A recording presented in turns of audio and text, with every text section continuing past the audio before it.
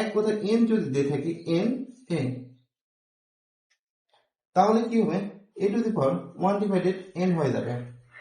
ঠিক আছে, আবার যদি আমাদের এরকম প্রশ্ন আসতে পারে যেমন রুট a তারপর রুট a, ঠিক আছে, তাহলে আমরা কি করব, আগে প্রথমে ব্র্যাকেটের ভিতরের কাজটা করব।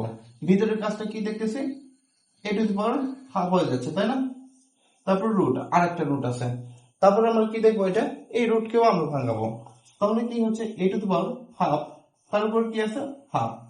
আমরা আগের সূত্র জেনে এসেছি পাওয়ারের উপর যদি পাওয়ার থাকে তাহলে পাওয়ার তো গুণ হয়ে যায়। তাহলে কি হচ্ছে এখানে a to the power half গুণন a to the power half, তাহলে কি হচ্ছে a to the power 1 divided 4। ঠিক আছে, আবার যদি আমাদের কখনো এরকম থাকতে পারে যেমন n to the power a bracket, তার উপর যদি n থাকে তাহলে কি করব আমরা, তাহলে ঠিক একই পদ্ধতি, আগে ভিতরের কাজটা করব। ভিতরের কাজের ক্ষেত্রে তাহলে কি হচ্ছে আমাদের a to the power 1 divided n bracket n। ঠিক আছে, তাহলে এর কাজ যদি আবার করতে চাই তাহলে আমাদের কেমন হবে, অর্থাৎ a to the power 1 divided n to the power 1 divided n। তাহলে আমরা কি জানি, পাওয়ারের উপর যদি পাওয়ার থাকে পাওয়ার দ্বয় গুণ হয়ে যায়, অর্থাৎ a 1 divided n into 1 divided n। ঠিক আছে, তাহলে আমাদের কি আসতেছে দেখো, a to the power 1 divided n square আসে, কারণ n আর n গুণ করলে কি হয় n স্কয়ার হয়ে যায়। তাহলে কি হচ্ছে a to the power 1 divided n square. আমরা এখন অনুশীলনী প্রশ্ন সমাধান করব। দেখো আমাদের অনুশীলনী 1 নম্বর প্রশ্নে আছে 7q into 7 to the power minus 3, পাওয়ার হিসেবে মাইনাস 3 আছে এবং নিচে আছে 3 এবং গুণ আকার আছে 3 এর উপর মাইনাস 4 আছে। তাহলে আমরা উপরের অংশের কাজ করবো এবং নিচের অংশের কাজ করব।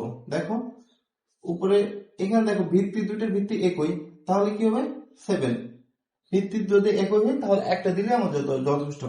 এখন দেখো ভিত্তি যদি একই হয় পাওয়ার গুলো তাহলে কি হয়ে যায় যোগ হয়ে যায়, তাহলে কি আছে 3 প্লাস মাইনাস 3 দিলাম, এইভাবে দিলাম বোঝার সুবিধার্থে। ঠিক আছে, আবার নিচে কি দিলাম দেখলাম ভিত্তি 3 আছে, ভিত্তি 3 একই এবং পাওয়ার গুলো এখানে কিছু নাই মানে 1 আছে, 1 দিলাম, গুণ থাকার জন্য যোগ মাইনাস 4। ঠিক আছে, তাহলে কি আছে দেখো 7 এর উপর কি থাকতেছে এখানে প্লাসে মাইনাসে প্লাস এবং মাইনাসে মাইনাস, 3 মাইনাস 3, আবার নিচে কি আছে 3 টু দি পাওয়ার 1 মাইনাস 4। তাহলে যদি ক্যালকুলেশন করি তাহলে কি আসতেছে 3 এর থেকে 3 বিয়োগ করলে 7 টু দি পাওয়ার 0, আবার যদি 3 এর উপর কত আসতেছে মাইনাস 4।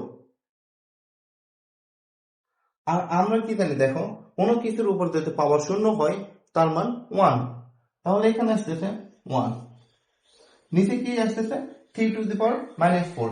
আমরা কি জানি পাওয়ারের উপর যদি পাওয়ার হিসাবে যদি নেগেটিভ মান থাকে তাহলে কি হয় হাফ 1 ডিভাইডেড হয়ে যায়, আমরা শিখছি a to the power n।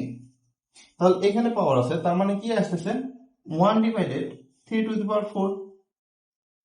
এটাকে যদি এখন ক্যালকুলেশন করি 1 গুণন 3 টু দি পাওয়ার 4 ডিভাইডেড 1, তাহলে কি আসতেছে এটার সাথে এটা গুণ, নিচে কিছু থাকতেছে না 3 টু দি পাওয়ার 4, তাহলে এটা গুণ করলে কত হয় 3, অর্থাৎ 3 গুণন 3 গুণন 3 গুণন 3, তাহলে মান আসতেছে 81, এটাই অ্যান্সার।